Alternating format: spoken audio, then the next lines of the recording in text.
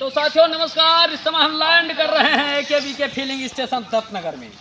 आज मौसम इतना बढ़िया है, इतना ठंड हवा चल रही है। पूरा नज़ारा आप दिखाइए इस पेट्रोल पंप का।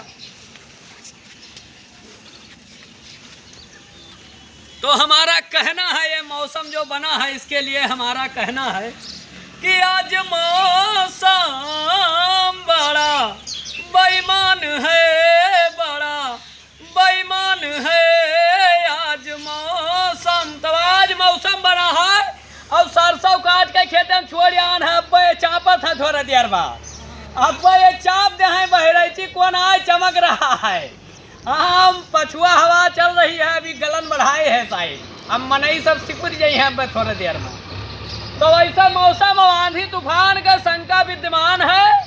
बाकी बाबा के बुलडोजर आएगा उधर पंप पे, उधर दिखाओ। वह जब चापा था तब अच्छे अच्छे हाँपा था।